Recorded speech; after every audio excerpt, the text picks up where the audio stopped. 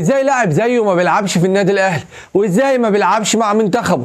تعال اقول لك تشكيله النادي الاهلي لمواجهه غزل المحله بعد كميه الغيابات اللي في دفاع النادي الاهلي، وازاي النادي الاهلي هيواجه علاء عبد العال وغزل المحله، واحنا كلنا عارفين طريقه علاء عبد العال بتبقى عامله ازاي. التكتلات الدفاعيه يا صاحبي، هتبني فرع جديد لنادي الزمالك ببراويطه وخلاطه. ايه الفجر اللي انت فيه ده؟ وارض 6 اكتوبر لو راحت من نادي الزمالك، نادي الزمالك هيفلس. ازاي افضل 9 في مصر، وافضل خط نص ملعب في مصر، افضل موهبه مغربيه دخلت مصر بره قائمه نادي الزمالك لمواجهه مودرن سبورت؟ السلام عليكم ورحمه الله وبركاته. قبل ما نتكلم في اي حاجه ما تنساش تصلي على النبي، اللهم صل وسلم وبارك على سيدنا محمد. وما تنساش تدعي لاخواتنا في غزه وفلسطين ان ربنا يخرجهم من المحنه اللي هم فيها يا رب العالمين. وما تنساش تعمل سبسكرايب، وما تنساش كمان تفعل زر الجرس، ولايكك الجميل وتعليقك الجميل اللي بيخلينا نستمر مع بعض. اول حاجه هنتكلم عليها ازاي اللاعب ده ما بيلعبش في النادي الاهلي، وازاي ما بيلعبش مع منتخب، وهو اللاعب الجزائري عبد الرحمن دغموم اللي مكسر الدنيا مع نادي المصري. بسم الله ما شاء الله عليك يا ابني. مش عايز احسدك عشان ما يجيلوش اصابه وتقولوا سمير هو اللي حسد اللاعب. ان شاء الله تبعد عنه الاصابات، لانه لاعب كويس وخامه كويسه وكواليتي كويس جدا جدا جدا لنادي المصري، ومكسر الدنيا مع نادي المصري. لحد الان عبد الرحمن دغموم لعب مع المصري 3 مباريات في الدوري المصري. عمل ايه يا عم سمير؟ عمل 6 مساهمات تهديفيه. تخيل 3 مباريات عمل فيهم 6 مساهمات تهديفيه، سجل 3 اهداف وصنع 3 اهداف. ده ومش بس كده، خد رجل المباراه في 3 مباريات متتاليه. ازاي بقى الخامه دي مش موجوده في النادي الاهلي؟ ازاي اللاعب ده ما بيلعبش في النادي الاهلي او في نادي الزمالك او بيراميدز حتى؟ ازاي ما بيشاركش مع منتخب؟ وازاي ما منضمش لمنتخب الجزائر؟ حد يقنعني ازاي؟ حد يقنعني مدرب الجزائر ما بشوفش اللاعب ده، ولا مدرب الجزائر لا مؤاخذه اعمى؟ لان لو اللاعب ده ما شاركش مع منتخب الجزائر يبقى المدرب بتاعهم اعمى، لانه مكسر الدنيا في الدوري المصري. هتقول لي هو اي حد يكسر الدنيا في الدوري المصري يروح يشارك مع منتخب الجزائر؟ احب اقول لك ان اللاعب ما بيلعبش في اهلي ولا في زمالك ولا في بيراميدز، يعني كواليتي اللعيبه اللي جنبه كويس، وكواليتي اللعيبه عالميه وبيشاركوا مع منتخباتهم. بيلعب في المصري، يعني هو اللي شايل المصري، يعني من حقه ان هو يشارك مع منتخب بلاده. والله العظيم خساره ما يشاركش مع الجزائر. واتمنى عبد الرحمن دغموم يبقى صفقه النادي الاهلي الجديده الصراحه، لانه لاعب عالمي ومكسر الدنيا مع المصري. ندخل بقى على تشكيله النادي الاهلي، وازاي النادي الاهلي هيواجه التكتلات الدفاعيه لعلاء عبد العال وغزل المحله، وازاي هتبقى تشكيله النادي الاهلي الدفاعيه بعد الغيابات الكتير اللي في النادي الاهلي. اهم الغيابات دي ياسر ابراهيم وياسين مرعي ومحمد شكري ومحمد هاني بسبب الايقاف. اول حاجه هندخل عليها غزل المحله وعلاء عبد العال. لحد الان غزل المحله لعب 3 مباريات في الدوري المصري. عمل ايه يا عم سمير في ال3 مباريات دول؟ ما خسرش ولا مباراه، وبرضه ما كسبش ولا مباراه. ال3 مباريات اللي لعبهم ال3 تعادل. انت متخيل معايا؟ 3 مباريات ب3 تعادلات. طب جاب اهداف يا عم سمير؟ ما جابش ولا هدف. انت متخيل معايا؟ فريق غزل المحله ما سجلش ولا هدف. طب دخل فيه اهداف يا عم سمير؟ برضه ما دخلش فيه ولا هدف. يعني علاء عبد العال جايب ال10 لعيبه ورصصهم قدام المرمى، ولا هسجل اهداف ولا هيدخل فيه اهداف. طيب النادي الاهلي يلعب ازاي قصاد علاء عبد العال وغزل المحله؟ النادي الاهلي ما قدموش غير حل واحد، يلعب بتشكيله هجوميه بحت.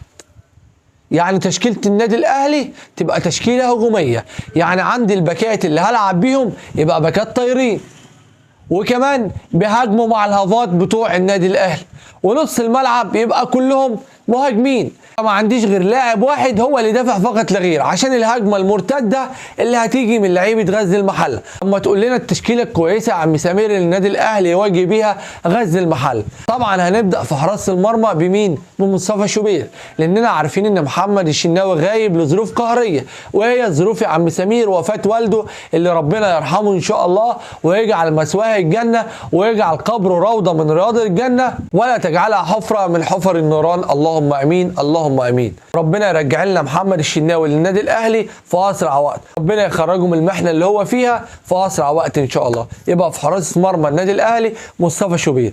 في الباك اليمين ان شاء الله يبدا بكريم فؤاد. ايوه كريم فؤاد، مش عمر كمال عبد الواحد، لان عمر كمال عبد الواحد جاي من فتره طويله وما شاركش مع النادي الاهلي في مباراه رسميه من فتره طويله. في قلب الدفاع بقى هيبدا باشرف داري ناحيه كريم فؤاد، واحمد رمضان بيكهام ناحيه احمد نبيل كوكا، لان اللي هيلعب باك شمال هو احمد نبيل كوكا ان شاء الله. وان شاء الله احمد نبيل كوكا يقدم مستوى عالمي في مباراه غزل المحله ان شاء الله. بالنسبه بقى لنص الملعب هيبدا بيليو ديانج، قدامه اتنين، محمد علي بن رمضان، ومحمد علي بن رمضان هيبقى واخد ادوار هجوميه، وهيبقى جنب محمد علي بن رمضان يا تريزيجيه يا احمد سيد زيزو. طب افتراضا يا عم سمير احمد سيد زيزو ما قدمش مستوى كويس في نص الملعب، هيرجع على طول لمكانه الطبيعي الهاف اليمين، وتريزيجيه ينزل نص ملعب، وبن شرقي يلعب هاف شمال زي ما متعودين عليه، وبن شرقي ان شاء الله يكسر الدنيا في المكان ده، لان كلنا عارفين ان بن شرقي امهر لاعب في النادي الاهلي، وهو اللي ممكن يحل لك في حته التكتلات الدفاعيه، يجيب لك ضربه جزاء، يجيب لك ضربه حره مباشره خارج المنطقه، يعدي لاعب للاعب، يكسر الدنيا في المنطقه دي. وهيبقى المهاجم بتاعنا هو محمد شريف ان شاء الله. وان شاء الله النادي الاهلي يقدم مستوى كويس ويجيب هدف في اول 10 دقائق عشان علاء عبد العال يحل التكتلات الدفاعيه ويلعب جيم عادي ويفك الملعب علشان يعوض، وان شاء الله ياخد الثاني والثالث. بالنسبه بقى لارض 6 اكتوبر، عايز تبني فرع جديد لنادي الزمالك ببراويطه وخلاطه زي ما انت شايف قدامك كده، جايبين براويطه وخلاطه علشان تبني فرع كامل لنادي الزمالك. يا جدع انت مش مكسوف على دمك؟ ونادي الزمالك لو اتسحبت منه ارض 6 اكتوبر نادي الزمالك هيفلس. هيفلس ليه بقى يا عم سمير؟ قبل ما اقول لك هيفلس ليه، تعال اقول لك القصه والحكايه بتاعت ارض 6 اكتوبر وليه اتسحبت من نادي الزمالك. هجيب الكشكول بتاعي علشان في تواريخ كتير عايزين نتكلم عليها. نادي الزمالك يا صاحبي اتخصصت له الارض دي امتى؟ في 2003. في 2003 وتم منح نادي الزمالك مهله لحد امتى بقى؟ لحد 2020. لحد امتى؟ 2020. احسب معايا كده كام سنه؟ 17 سنه ونادي الزمالك ما بناش حمام واحد، حمام مش هنقول حاجه، حمام للراجل اللي بيحرس الارض بتاعت نادي الزمالك. تمام كده؟ وتم صدور قرار بإلغاء تخصيص الارض لعدم اثبات الجديه في التنفيذ. يعني الغوا تخصيص الارض لنادي الزمالك علشان نادي الزمالك ما عملش اي حاجه في الارض. وفي سنه 2021 وجه سياده رئيس الجمهوريه دعما لقطاع الرياضه في مصر، عشان كده ادوا نادي الزمالك الارض من جديد. تمام كده؟ وادوا نادي الزمالك مهله وخدوا تعهدات من نادي الزمالك ان هو هيبداوا في تنفيذ المشروع بتاعهم على ارض 6 اكتوبر. حصل جديد؟ لا والله ما حصلش جديد، ما حصلش اي جديد. بعد يا صاحبي انتهاء المهله الممنوحه لنادي الزمالك في 10 نوفمبر 2023، يعني خدوا ميعاد قد ايه؟ من 2021 لحد 2023، يعني سنتين وما تمش اي انجاز في الارض. يعني الانجاز اللي حصل في الارض ما يتخطاش 1%، يعني ما بنوش حمام واحد زي ما قلت لك للراجل اللي بيحرس الارض يا عيني. ما نعرفش الراجل ده بيعمل حمام فين، مش مسؤوليتي. وبتاريخ 4/4/2024 نادي الزمالك ارسل خطاب، تمام، خطاب، والخطاب دي في ايه بقى؟ في برنامج زمني مكثف ان هم هيبنوا كل حاجه لحد امتى؟ يوليو 2025. يعني هيجي علينا يوليو 2025 هتلاقي الدنيا خلصانه والفرع الجديد لنادي الزمالك اكتمل، ونادي الزمالك هيفتح فرع جديد في 6 اكتوبر. هل ده حصل؟ لا ما حصلش. وبالمتابعه الدوريه طبعا يا صاحبي تبين انه لا يوجد اي منشآت في الارض. طب نعمل ايه يا صاحبي؟ ادينا نادي الزمالك مهله بدل المره 20,000 مره. من 2003 ونادي الزمالك بيبني في الارض ومفيش اي جديد خالص، وحتى الانشاءات اللي حصلت في الارض لا تتخطى 1%. وتم مخاطبه نادي الزمالك في 4 يونيو بأنه جاري اتخاذ الإجراءات القانونية لسحب الأرض من الزمالك. يعني في 4 يونيو 2025 بعتوا خطاب لنادي الزمالك إنه في الميعاد ده هيتم اتخاذ الإجراءات القانونية لسحب الأرض، وبناء على ذلك تم صدور قرار بسحب الأرض في 11 يونيو 2025. يعني عرفوا الزمالك إن هم هيتم سحب الأرض، وطلعوا قرار في 11 يونيو 2025، وتم تنفيذ القرار في 19 أغسطس 2025. يعني نادي الزمالك خد بدل المهلة 20,000 مهلة، ومع ذلك نادي الزمالك ما عملش حمام، ما عملش أي حاجة في الأرض، ومطلعين لك فيديو وجايبين لك شوية صور يضحكوا على جمهورهم ويضحكوا على الدولة بالصور دي جايبين لي براويطة وخلاطة، وعمال يرسموا لي شوية خشب ويرموا لي شوية مولة من غير حديد، من غير إنشاءات، من غير أي حاجة خالص، ويقولوا لك إحنا بنعمل في أرض 6 أكتوبر. نادي الزمالك هيفلس ليه بقى؟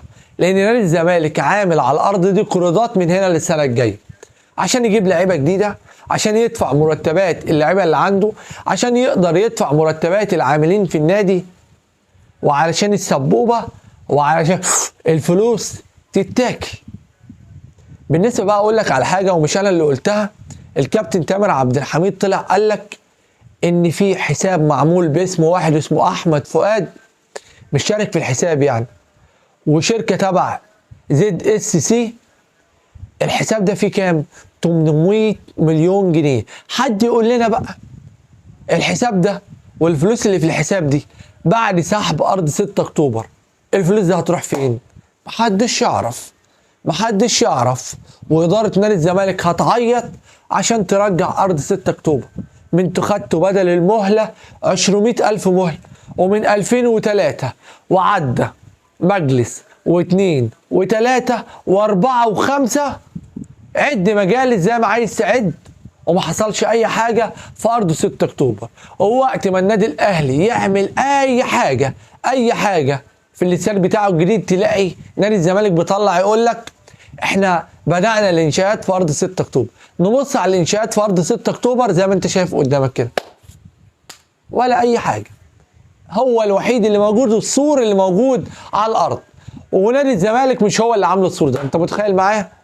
فالارض دي لو اتسحبت فعليا، وهي اتسحبت خلاص وما رجعتش لنادي الزمالك، نادي الزمالك هيفلس ونادي الزمالك هيتدمر. افضل 9 في مصر، وافضل خط نص في مصر، وافضل موهبه مغربيه دخلت مصر مش موجوده في قائمه نادي الزمالك لمواجهه مودرن سبورت. سيف الدين الجزيري مش موجود في القائمه. مش ده افضل 9 في مصر؟ ازاي مش موجود في القائمه؟ مش ده اللي صدعتونا بيه افضل مهاجم في الدوري المصري وافضل مهاجم في افريقيا؟ طب مستواه باظ وما بقاش في حالته البدنيه، وعايزين نخلص منه ومش عارفين نخلص منه، طلعه بره القائمه. طب بالنسبه لاحمد حمدي، افضل نص ملعب في مصر اللي طلع فضحكم وقال لكم ان انتم مش عايزين تعالجوه وما خدش مستحقاته من نادي الزمالك، طلعتوه ليه؟ لاسباب فنيه ولا اسباب اداريه؟ اسباب اداريه، عشان اللاعب مش عايز يجدد لنادي الزمالك. يعني يا يجدد يا نخلص عليه. ازاي؟ لاعب ما بياخدش المستحقات بتاعته، لاعب مش لاقي حد يعالجه، لاعب خد بدل العهد 600 عهد ومفيش اي عهد من دول بيتنفذ، زي ارض 6 اكتوبر، وعايزينه يجدد لنادي الزمالك. هيجدد ليه؟ اقنعني انت، هيجدد ليه؟ واحد ما بياخدش مرتبه، ما بياخدش مستحقاته في نادي الزمالك، هيجدد ليه؟ فما جددش مش هيدخل القايمه. فاحب اقول لك احمد حمدي بنسبه كبيره الى نادي بيراميدز. بالنسبه بقى لافضل موهبه مغربيه دخلت مصر، هو مين؟ عبد الحميد معالي. الصفقه الجديده اللي قالوا لك ده ميسي مصر، ده اللي هيكسر الدنيا في الدوري المصري. مخرجينه بره القايمه ليه؟ مخرجينه بره القايمه لاسباب فنيه. عرفت بقى جمهور نادي الزمالك بيبقى عامل ازاي وقت ما الصفقه تيجي؟ الصفقه تيجي كده نقابلها بترحيب ونقول ده افضل واحسن، ده اللي بيطير، ده اللي بيكسر الدنيا، ده اللي بيطلع نار من بقه، ده التنين المجنح بتاع نادي الزمالك. وبعدين يخرج بره قائمه نادي الزمالك، وبعدين نفضل نقول عليه صفقه تعبانه، وان احنا عندنا في نادي الزمالك محدش بيشوف الصفقات كويس بعنايه. طب ما نصبر على الصفقه بدل ما نفشخ الصفقه ونطلع بقى السما وفي الاخر تطلع في شنك. فنهدى شويه.